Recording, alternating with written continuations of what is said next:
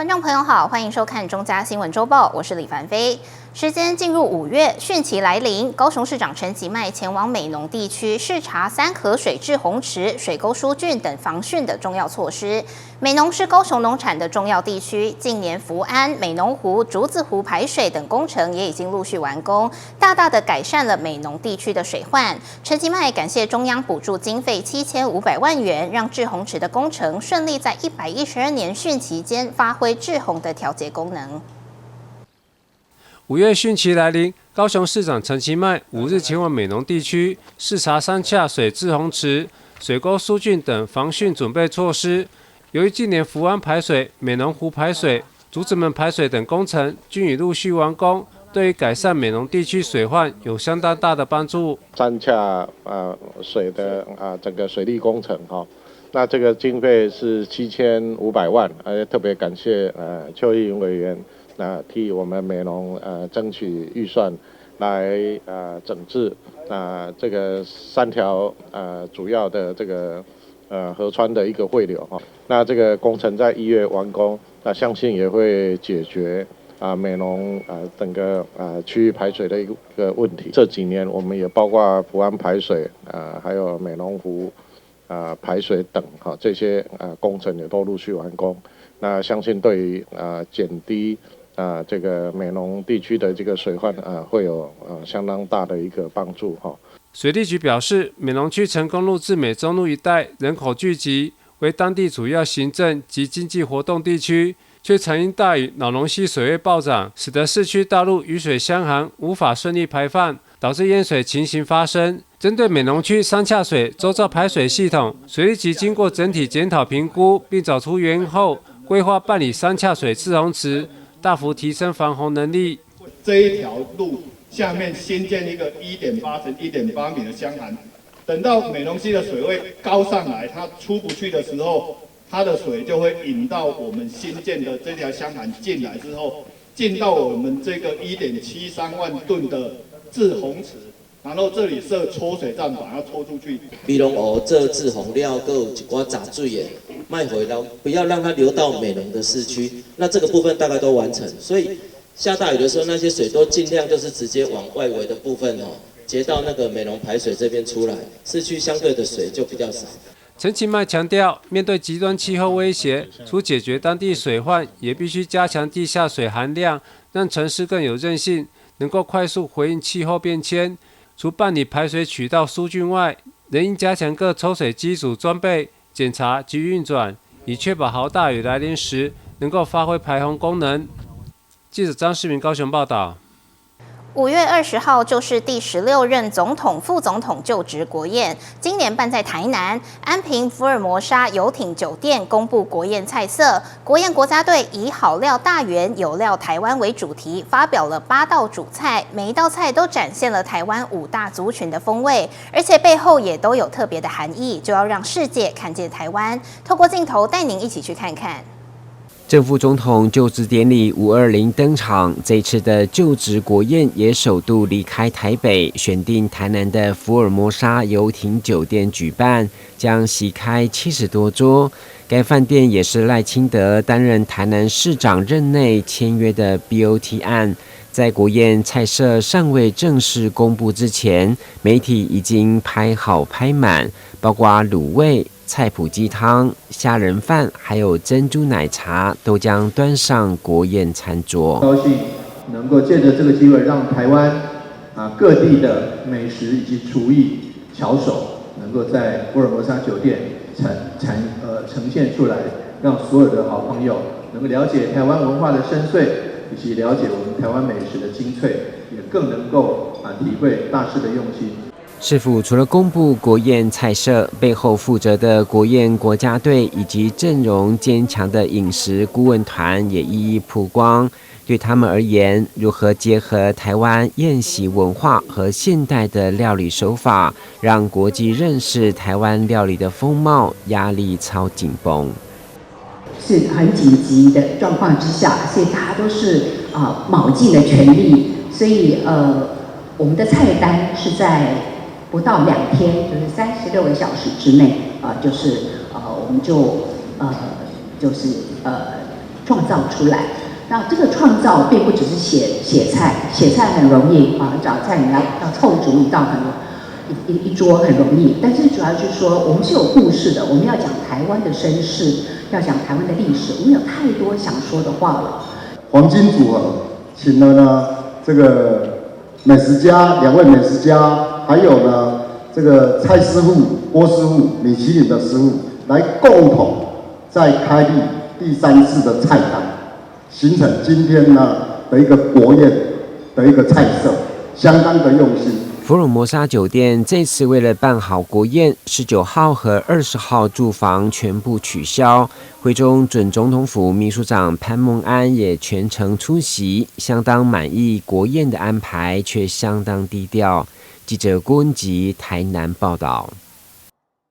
新北市政府近年推广纪录片不遗余力，日前再次与长荣航空合作，在机上的娱乐系统推出新北天际影展专区，放映新北市纪录片奖历年的优选影片以及台湾优秀的纪实长片，同时邀请到艺人简曼书担任活动大使，共同见证3万英尺高空的感动。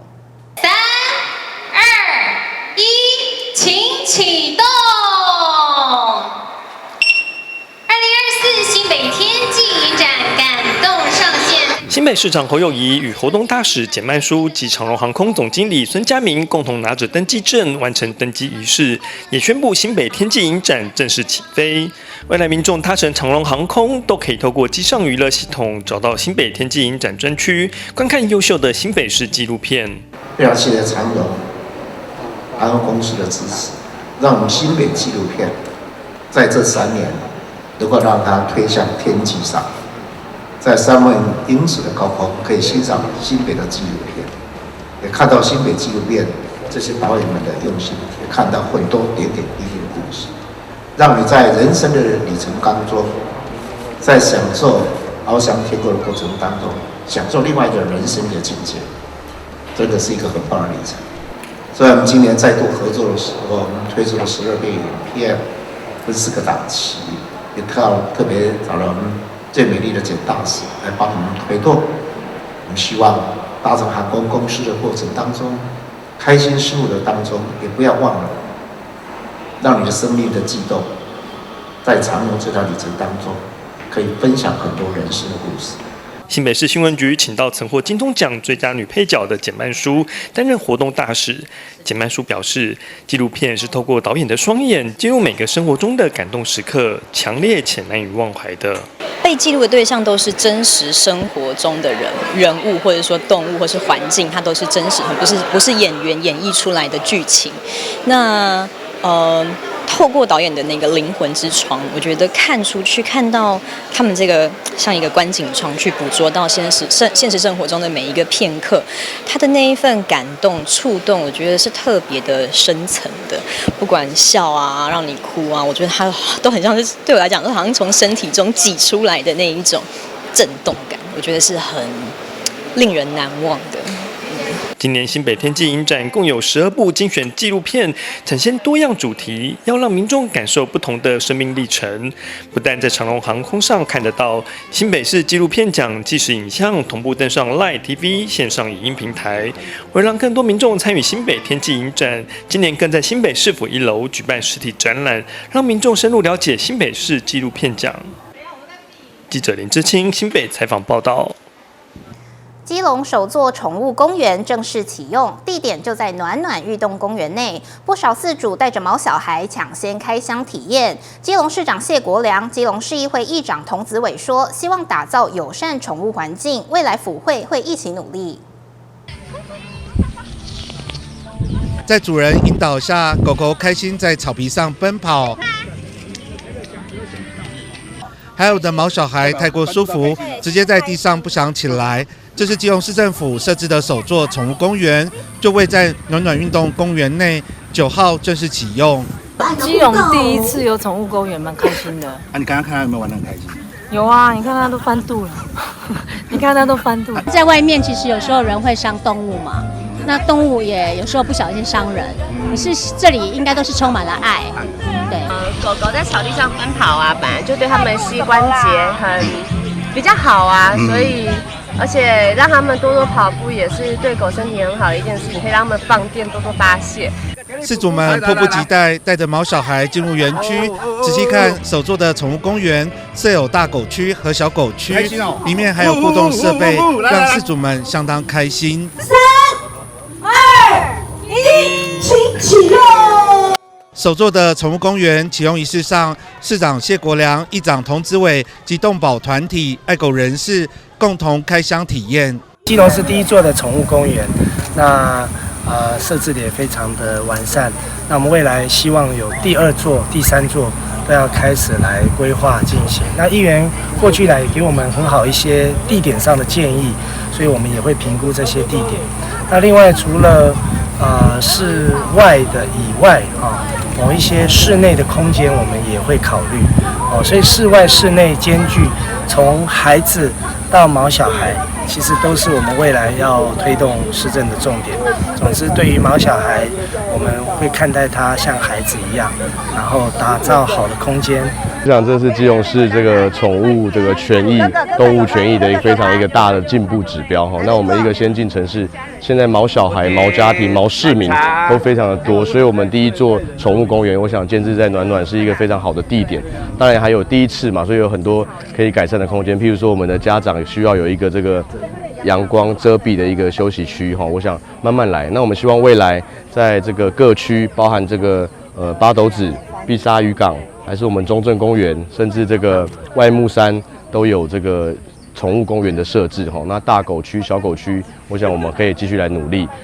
基隆首座宠物公园完工启用。出席典礼的议员们，除了继续争取其他区设置宠物公园之外，也对于市政府提出了建议。上礼拜来开箱的时候，其实我们就有发现说，其实邮具上面其实略显大概比较单调了哈。那其实很多毛妈们也希望说，可以在邮具上面可以来做增色。这时候后面我们会来建议市政府的。那刚才其实现场我们来到现场之后，有很多这个毛爸毛妈们也是有在反映说，因为这个地方其实是算是相当空旷，然后可以让狗狗奔跑得很开心，但是它没有一个让饲主有一个可以遮阳的地方，所以这个部分也是我们之后会建议这个我们产发处跟我们体育场的同仁看有没有机会来设置一个简易的休息区。我想非常开心，我们千呼万盼的这个动物宠物公园终于在基隆市第一座的落成。那当然第一次来完成的这件事情，我想在我们看到的，当然还有很多不足的地方。那我们也希望，好比说，在这个遮阴遮阳的部分，好，我想这个，我们市政府还要再加点油，再用点心，看旁边是要再种一些绿色的植物、大树，然后可以遮阴，或者是再做一些的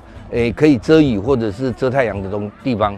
我讲这个是我们必须要来努力的。当然，我们公园，尤其是这个狗狗的公园它的规模跟空间其实相对来说，在大台北地区来说，还是属于比较袖珍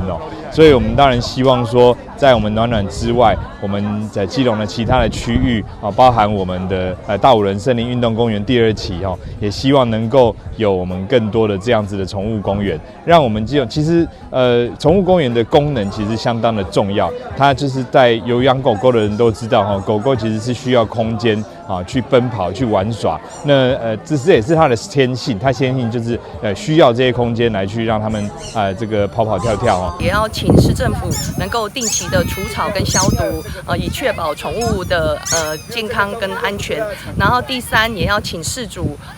彼此约束自己的这个毛小孩然后不要让他们发生危险，然后随手把他们的排泄物能够顺利带走。那第4个就是说，建议市政府能够在宠物公园附近然后弄一些遮阴的地方，让我们饲主能够带毛小孩来的时候能够适度的休息。对很多饲主来说，宠物就像家人。基隆市政府打造友善的宠物环境，让他们得到完整的照顾。记者黄少明基隆报道。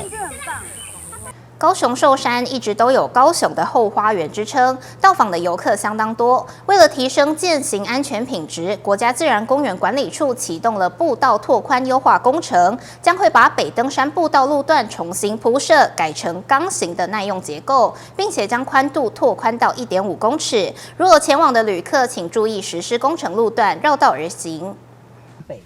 为了提升寿山健行的休憩品质，国家自然公园管理处启动步道拓宽优化工程，选定北寿山的部分路段重新铺设，将会剔除原先的旧步道，改用钢琴的结构方式，强化步道的耐用性。自管处自100年成立以来，陆陆续续有接管一些高雄市政府的设施。那这些设施包括步道的部分，那这些步道基本上都是采木构造来施作。那木头大家也知道，久了以后它就会有塌陷跟虫蚀的情况发生。那我们就因此就是编列预算来采分年分区的方式来办理改善。寿山一直都有高雄后花园之称，来到这边健行的游客相当多，但因为原先的木栈步道容易遇到虫蚀和塌陷的状况，为了登山民众的安全，所以需要重新换新。这次不止改用钢构建材，还把原先1.0米宽的步道拓宽到1.5米。那其实1.2公尺是民众2个相互交错通行，没有很大的空间，所以我们这次改善特别将栈道的宽度1.2米改为拓宽为1.5米。那它的木材我们也采刻钩的方式，主要就是因为下雨天它会有一些湿滑。那在阶梯的部分，我们有设置了一些反光条。修建工程已经从4月底开始筹备，未来将会分段施作。要前往寿山登山的民众需要注意一下，部分路段会遇到封路的情形，但也不用太担心，还是可以依照指标绕道前往目的地。我们这次的施工期间是4月份开工到明年2月底。施工期间我们会采分段施工，我们的步道系统是非常完善的，因为我们这次施工也是采区段做封闭。那其实民众他可以依照图示，上面都有图示，可以请他绕道而行，就可以到达他想要到达的地方。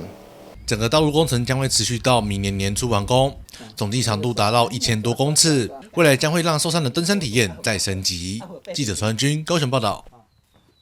520总统就职国宴在台南，台南市长黄伟哲特别开箱国宴伴手礼，不仅有凤梨酥、桑葚果酱和世界冠军面包，还有台南400的肥皂和提袋，从吃的到用的都有，要让宾客满载而归。台南风味啤酒、红酒桑葚果酱、酥饼礼盒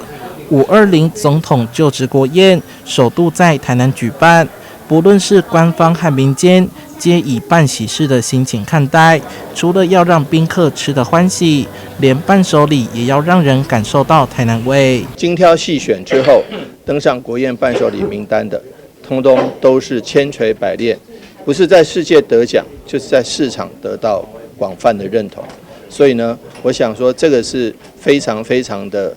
厉害的一个伴手礼。市长黄伟哲在记者会中一一介绍属于台南特色的伴手礼，除了市府装满台南400的人情味，电台知名主持人志明康营寿也特别赞助一袋特色伴手礼，将北门盐花、凤梨酥以及吴宝春所制作的面包装入台湾 LV 的夹纸袋内。这届夹纸袋咧，主要就讲，给外国人炸长的吼，有一款留念啊。主要用来说好食歹食无要紧，就是这个花，我们就以台南的兰花取名叫做国宴面包，然后福尔摩沙 Panettone 包，然后融入了我们台南的那个桂圆跟台湾的黑糖，用这2袋伴手礼组合展现台南人迎接国宴宾客的热情与用心，同时符合准总统赖清德选在台南举办国宴越在地越国际的精神。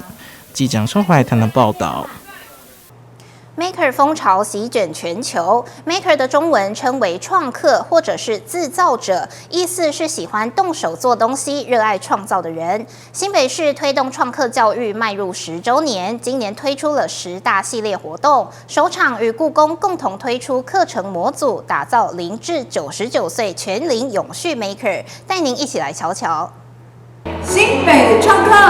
Maker Master。新北市教育局局长张明文与故宫博物院副院长于佩锦共同举行启动仪式，象征新北创客10周年系列活动正式起跑。今年不但与故宫合作发展创客课程，同时整合台湾科教馆、李美术纪念馆、观光工厂等各大场馆，展开新北创客10年的奇幻旅程。今年是我们新北创客10周年，我们整合了10大单位办理了10大活动。我们希望让我们新北市所有的爸爸妈妈带着孩子一同来体验创客。我们有50所学校创立了新北的创客社群。我们希望将这样的一个创客的精神，在学校的课程里面能够扎根，能够发展课程，在各校能够发扬光大。未来这些创客精神解决问题的能力，会是他未来创业跟他将来就业非常重要的竞争力。新北创客结合故宫近期推出的四羽龙古代兵器攻略文物展，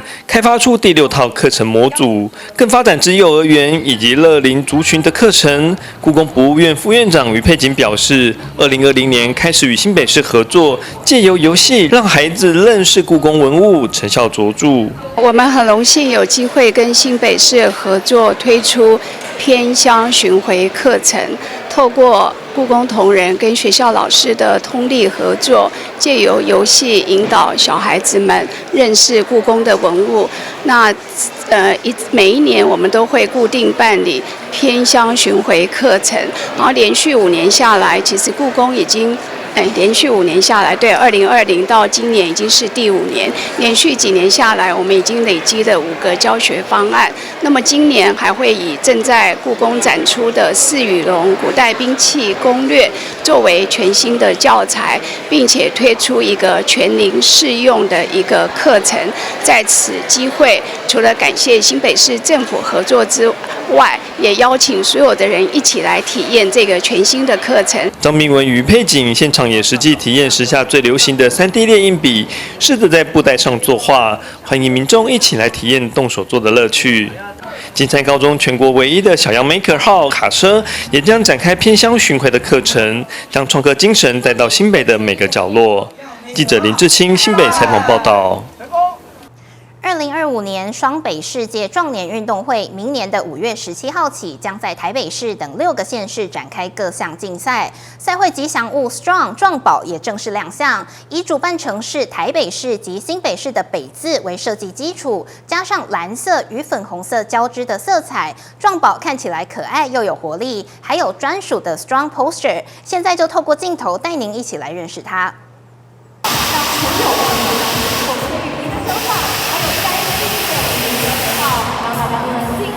双北市壮运吉祥物时装壮宝开心的进场，并与多国驻台使节及新北市长侯友宜、台北市长蒋万等人击掌庆贺。可爱的壮宝还在台上秀一段代表满满活力的时装 pose 与大家互动。一起来为我们的2.5双北壮年运动会来打打气、加油喽！距离2025双北世界壮年运动会剩下1年的时间，吉祥物壮宝正式亮相，以主办城市台北市与新北市的北字为设计发想，用代表信任、冷静与团结的蓝色及象征热情与活力的粉红色交织，希望传达运动无界、人生无限的赛事理念。2025时壮运马上就要到来，明年的5月17号开始，所以现在已经进入倒数1年的时间。所以今天亮相的吉祥物，Strong， 英文名叫 Strong， 就是非常强壮。那大家可以看到，它就是一个北的字样，代表着我们这一次主办台北跟新北双北共同来主办世壮运，而且我们总共跨了6个县市的比赛场馆。那另一方面，这一次我们世壮运目前已经累计报名超过10000人。所以我在上一届就开始跟台北市发动，要举行世界壮年运动会。那今天要推出我们的吉祥物壮宝，因为离我们比赛时间只剩下短短的1年。那壮宝其实就是一个吉祥物，代表2次合作，也代表这一次在比赛过程的当中代表的是什么样的意义。不但是我们的要团结、要冷静、要有信心，更重要充满了热情跟活泼的力量。所以借着吉祥物的发表，希望大家能够踊跃报名。而在网络中文征名活动过程中，出现不少有趣名称，其中更有网友提出谐音梗阿姆斯壮，让蒋万安与侯友宜大战超有创意。其实有很多网友都有提议然后也有给很多建议。的确有些蛮有创意，比如说我觉得再过几天就母亲节，其实可以叫阿姆Strong，阿姆Strong也蛮有意思，蛮有创意。那侯市长呢？阿姆斯壮，你觉得？壮，这个最壮，能够参加世壮运，都是一个身体非常棒、健康，又有一个喜悦的心情，所以身心灵一定最强壮。除了可爱的吉祥物壮宝，获金氏世界纪录认证为全球最年长羽球选手，高龄103岁的林有茂也出席记者会。已经报名世壮运羽球项目的林有茂，更在现场示范接发羽球的正确姿势，号召大家一起来报名参赛。希望各位多多参加运动，因为人的健康长寿，运动第一。第二呢，这个多唱歌，多跳舞这个都是健康运动的。所以我也希望在座努力一点，参加各种运动，能够有一天打破林有茂103岁的纪录，好不好？好。2025双北世壮运共有35项运动项目，只要年满30岁即可报名。除了个人赛，也可以组队报名。预估将有超过110个国家，将近4万名选手、教练及家人来台。6月17号前报名还可享有7折优惠。欢迎国内外热爱运动的民众一起来报名参赛，挑战自我。记者张启腾台北报道。高雄捷运路竹延伸线 RK1 冈山车站6月底前即将通车，届时会有5个站名将正式更名，而市府也公告了大众捷运系统车站更名作业要点。未来提案的车站更名需要先经过1500人的联署复议，才能进入市府审查会议，更名的门槛再提高。近期高雄大众运输车站的更名需求频传，继轻轨部分站名更新之后，随着冈山 RK1 即将通车，预计调整5个捷运车站的名称。更改的部分包括捷运红线的 R19 楠梓加工区更名为楠梓科技园区， R24 南冈山更名为冈山高一站，橘线的 O1 西子湾更名为哈马新站， O4 市议会更名为前金站， O9 集集馆更名为林雅运动园区站，会随着6月冈山 RK1 通车后一同改动完成。捷运还有轻轨的车站要做更名的话，最主要原因还是附近如果是地名或者是地标重要地标有更改的部分呢，我们会再来透过地方的民意然后来去做站名的更改那原则上其实捷运或轻轨的站名以不更改为原则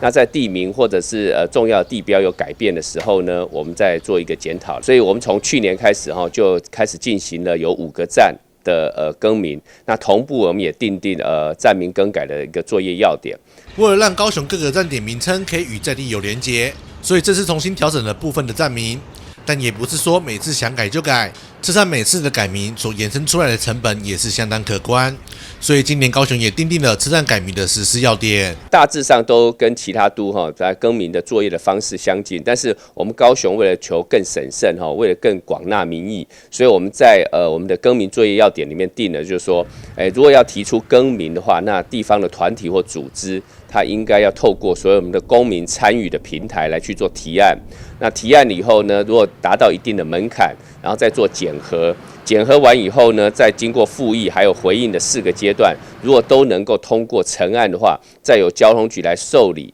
这些已经营运中的这些车站它相关的更名作业。未来需要由代表团体提出改名申请，而且必须取得达到1500人的联署才能成案，整体门槛对比过去升高了许多，但这样也更能体现出在地实质的想法，更可以避免造成不要的成本浪费。记者双军高雄报道。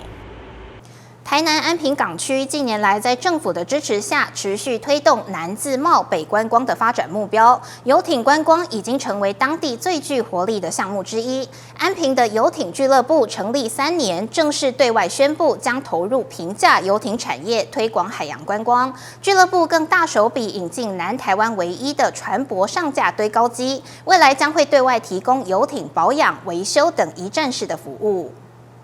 请用钱，请鸣炮。我们船用堆高机启用大典正式启用，谢谢。这台南台湾唯一的船舶堆高机，能够承载20吨以内的船只，相当于一台公车的重量。相较使用拖车移动船只，这种方法更安全迅速。游艇俱乐部率先引进这台船舶堆高机，也为安平港区的游艇搬运以及维修保养带来一个全新的模式。也可以让船主们更安心的将你的爱船做上架这样子的一个动作，那么也为我们安平港区整个的游艇的搬运带来新的商机跟新的模式了。游艇堆高机未来就是投入在服务我们安平渔港的渔船跟我们安平渔港的游艇。那总游艇的这样子的服务，主要是让他们能够上架去做维修保养的动作，及我们去除我们的海底的一个附着的海底生物。那这样子可以大大降低油耗。我们上架的时候有引擎的维修，那有我们轮机的维修及船体的保养维修。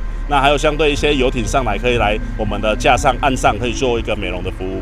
除了这台南台湾唯一的船舶堆高机，游艇俱乐部更向大家介绍以6000万打造的55尺双体游艇，最大载客量可容纳35人，有豪华客厅、餐厅、2层楼的平面大空间，犹如海上移动宴会厅一样，带给宾客最尊荣的享受。我们目前进了这艘55尺的双体游艇，主要其实这艘游艇我们就是要服务我们现在的一个我们旅游的投入我们旅游观光的一个游艇。那主要这艘船上面，基本上我们其实在暑假的时候，我们就是陆陆续续会跑南方四岛。那我们也提供在港内可能相关的一些，譬如说我们有一些生日派对、求婚，或者是说我们的婚纱拍摄的行为。游艇俱乐部看准台南海洋商机，提前卡位，只因未来安平将规划全国规模最大的滨海综合度假城，还有即将动工的安平港第一座跨港大桥，将可连接安平渔港两岸观光。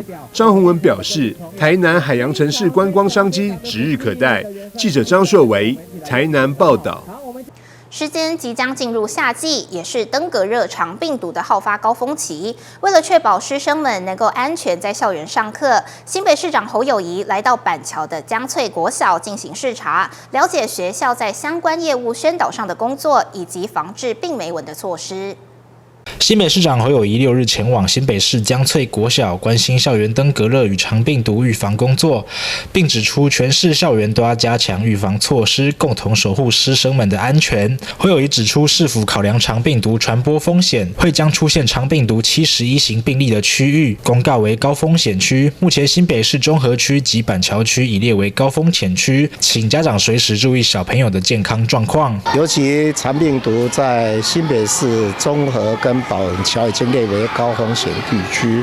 所以在这里特别提醒大家，我们一定要勤洗手，以及保持环境的整洁。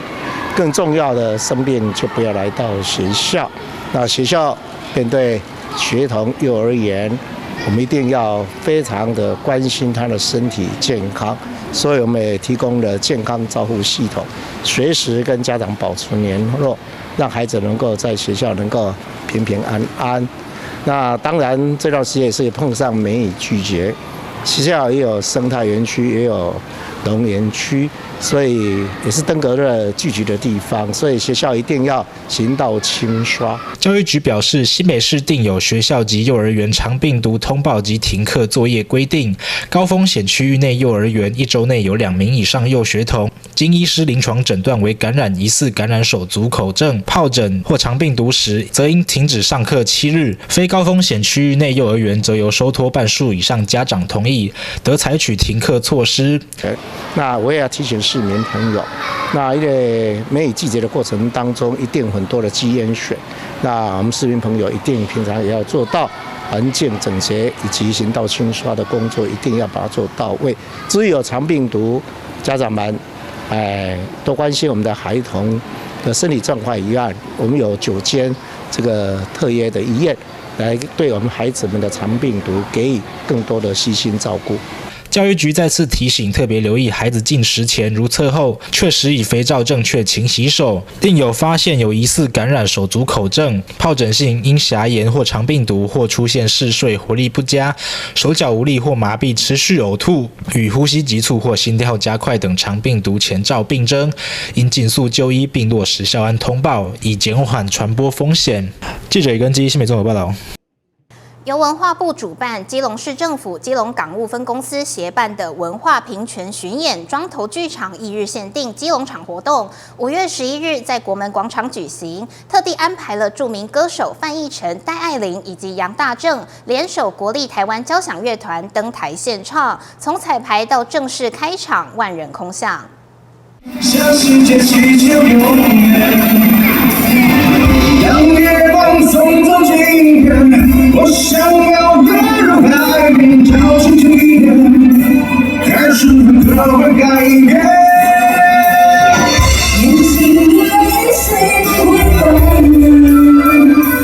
歌手范逸臣、戴爱玲以及杨大正联手国立台湾交响乐团登台献唱，从傍晚彩排到晚上正式开场，万人空巷。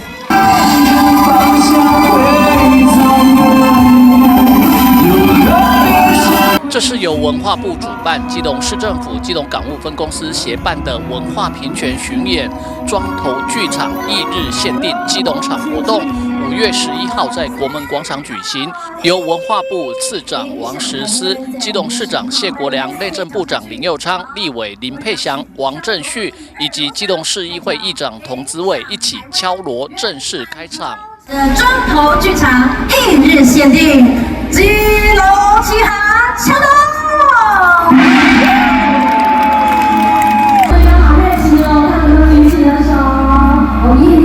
而开场前，国门广场和海洋广场已经涌入人潮。基隆市长谢国良和立委林佩祥特地亲自带着矿泉水分送给在现场等候的民众，也受到民众的欢迎和感谢，纷纷要求合影留念。感谢国良、林佩祥立委、徐哥立委，让我们国门广场发水给大家啊，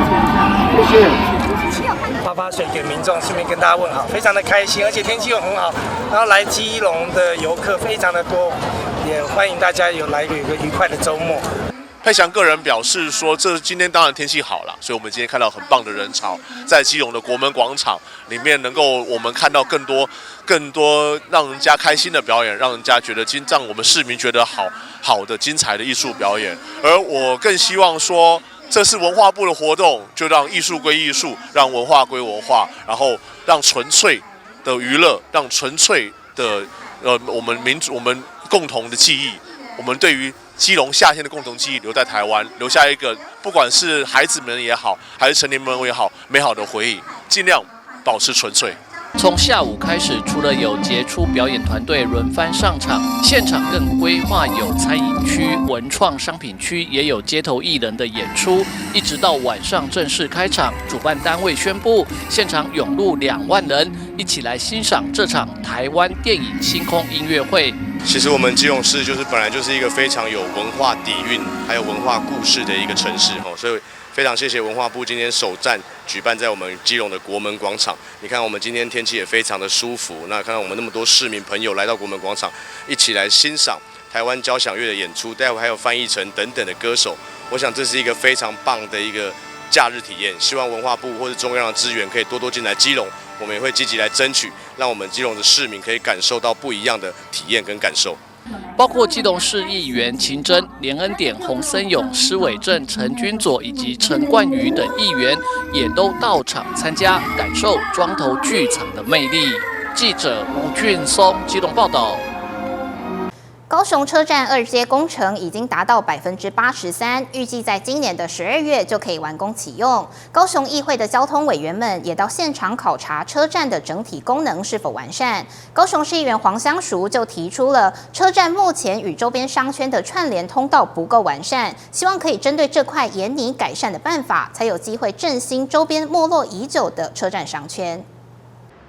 高雄车站的2阶工程进入尾声，整体进度已经超过80%，预计12月可以完工启用。届时隔开6年多的圆形广场，南北两侧将正式成圆。高雄议会的交通委员们也到场考察整体施作状况，确认是否有需要改进和补强的地方。现场就提出了车站和在地的商圈好像无法有效的串联，希望针对这块来讨论研拟改善办法。那我们也发现到说，其实它跟周边的长明商圈跟后益商圈其实连结度并不够，所以过去我们本来认为说它应该是像台北车站一样会有连接的地下通道，但是发觉他并没有做到这一块，所以后续我们也有请相关的铁工局能够尽快的加速看要怎么样去做改变。为了让新的高雄车站有便捷舒适的空间，并且串联起周边，以带动车站商圈的发展，委员会也提出了各种看法，希望这座全台最新的车站完工启用后，功能性可以不要掉漆。当然，之前也有议员去提到说，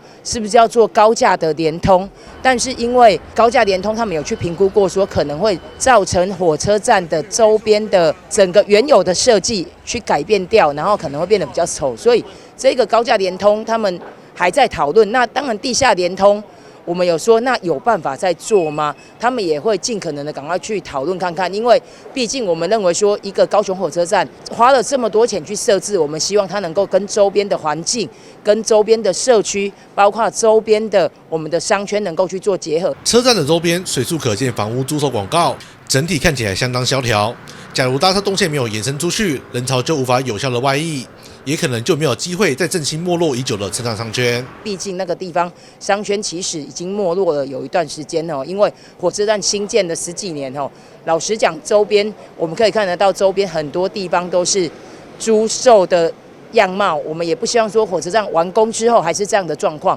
所以也希望说在新建当中能够尽速的去把该解决的模式、该解决的一些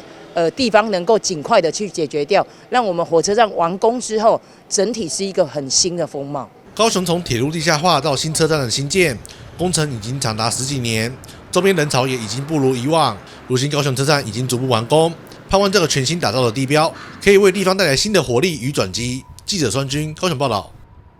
中华医事科技大学护理系113年加冠典礼，共有231位男女学生，在师长的祝福与见证下，宣誓效法，成为南丁格尔传人。在加冠之后，也将进行点烛传光仪式，过程庄严隆重，期待为台湾护理界加入新血。中华医事科技大学护理系加冠典礼于学校演艺厅举行，包括五专3年级与4技2年级学生总共231位，女护生接受老师佩戴护士帽，男护生则由老师来别名牌。校长孙一鸣期勉学生发挥在校所学的护理技能，让各界看到华医学生的优秀与实力。今天是我们中华医事科技大学护理系的一个学生加冠典礼。也就是在加完冠之后，他们就要正式带着学校所教的知识跟技能，实际到医院去做实习，去学习现场的一些经验。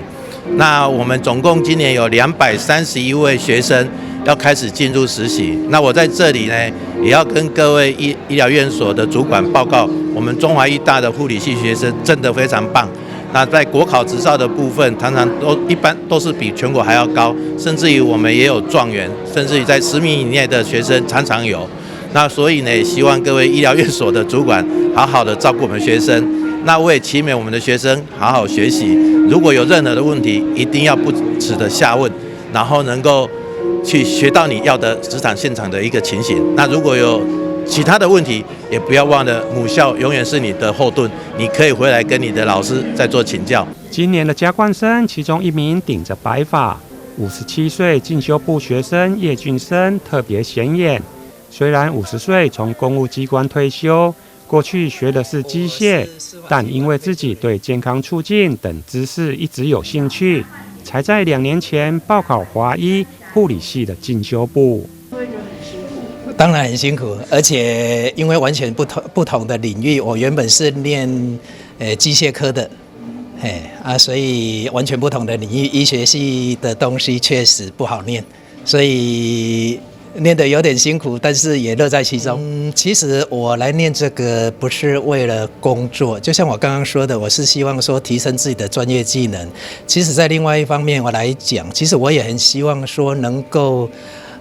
让这些年轻学子，讲这样是有点不太客气，就是说给他们一个榜样，连阿伯都可以功课念到这个样子。其实我的功课在班上算是还不错的。对，所以也希望说给这些年轻学子，有一个榜样啊，然后把握他们现在的时间，可以好好的用心念书。在加冠典礼过后，校方也由护理系主任蔡富棉在南丁格尔的肖像前点烛引光，再交由20位协助加冠的护理老师，以接力的方式，逐一点燃学生手中的蜡烛，象征南丁格尔的精神生生不息。记者李英根台南报道。桃园市政府为了鼓励营造业者落实职安，推动桃园市政府安心工程奖桃安奖，并举行第1届的颁奖典礼，由桃园市长张善政亲自颁发讲座跟奖状给予肯定，也为桃园的营造工程职安典范立下学习的楷模。桃园市政府以影响安全、智慧桃园的口号，鼓励营造业者落实职安，并且推动桃园市政府安心工程奖，在13号举行第1届颁奖典礼，由张善政市长亲自颁发讲座跟奖状给予肯定。市长期许桃安奖延续举办，也为桃园的营造工程职安典范立下学习楷模。我们以后会持续的努力的把这个安心工程奖办下去。我们希望说这些得奖的我们的营造业伙伴能够发挥示范的效果，让我们桃园所有的公共工程也好，民间工程也好，所有的这些营建业的朋友都能够看到这些模范的工地的安全，然后呢也开始投入，更加努力来促进我们工地的安全。我们期待所有营建工程能够如期如实的完工以外，也希望说在施工过程里面都一切顺遂，不要有任何的公安事件。陈茂营造以安全在心落实职安，拿下桃安奖唯一一座特优奖。总经理表示，他们获奖的工程可能是最小的，但是在职安方面一点都不马虎，很高兴可以得奖，也透过桃安奖跟同业交流学习彼此的经验。即便我们本来是参奖的工程，或许这是在所有案件里面规模最小的，也是大家看起来或许是最没有那个安全危害的工程，可是我们不管是工程团队、主办机关或设计团队，我们在施工过程中，随时都在想，我们如何在把工程进行当中的时候，完全落实到零职灾的这个状况。那我们不管是在宏观空间做到热危害的防护，那或是说主办机关来协调长庚医疗单位来为我们做了口腔的筛检，那等等来维护我们工程人员的健康，在一个舒适安全的环境下。来做到如期如职的完工。参加桃安奖，除了让我们可以努力发想说我们如何把公安做到最好，那我们也可以透过这个参奖过程，参考其他的案件，我们可以做到见贤思齐。那学习其他公司是如何把职安做到最好，好的地方我们来加紧学习。利民营造透过建立完整的 SOP 职安流程，结合 AI 智慧科技，确保劳工安全，并且要求劳工取得职安卡，落实劳安观念，在民间工程类 C 组及 D 组都拿到优等奖。总经理表示，很高兴可以得奖，也感谢市府让他们的努力跟用心被看见。我们所有的进场作业的劳工都必须要有这个职安卡，必须要有6小时的这个教育训练。那我们进场还有包括说我们的人脸辨识的进场的管制。那我们每天开始都一定有包括像工具箱的会议，然后像我们我们公司自创的走平衡木，因为判断就是这个人身体状况或者是有没有宿醉的情况。那所有的设施进场我们都会做我们的进场这些管制，做好了不只是我们工地主管或我们职安人员的工作，我们要求我们所有的工程师都一定要有这样的观念，所以他在工地巡检在做他的工作的时候，只要看到工地有任何不安全的行为或是不安全的设施，他会马上做一个制止。我们希望把这种观念能够落实到我们所有的团队里面。我想非常感谢这台湾市政府有办这样的一个有意义的这个活动哈，也让我们营造业的这种好的表现能够被肯定。被看到哈，那我想，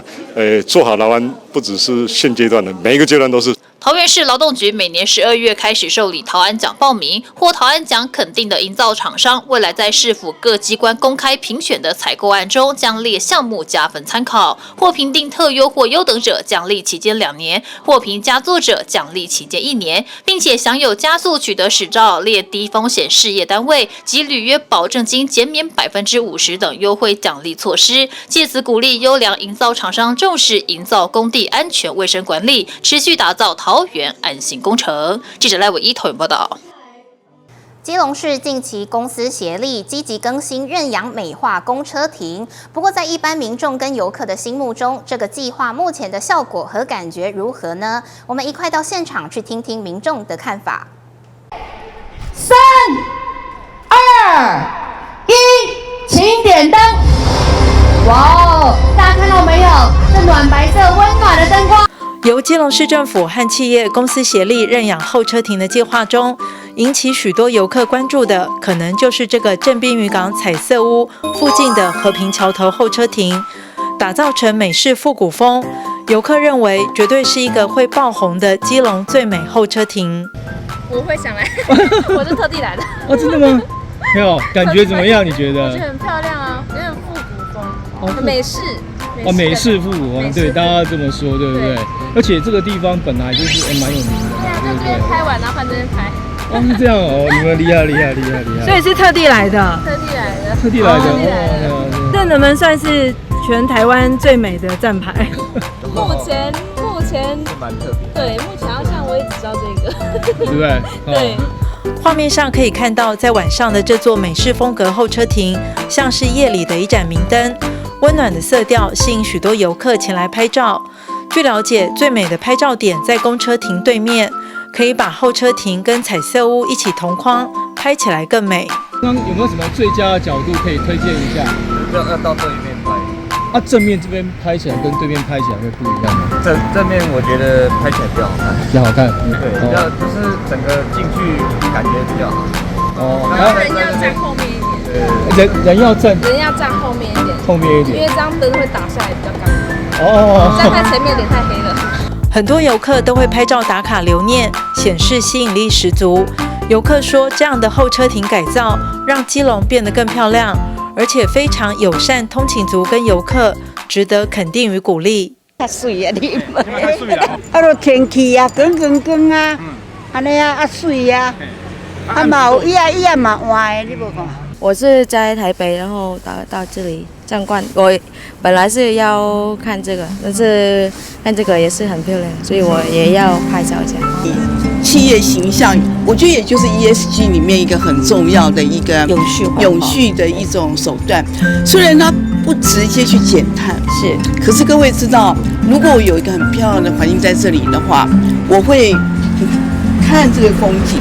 它因为有水，因为有港内港，所以它的倒影跟反射呢，我觉得比高雄更美。那我也期待说，游客来这边不只是为了打卡做跟彩色屋拍照，而是能体会基隆市政府在企业合作这一块，其实真的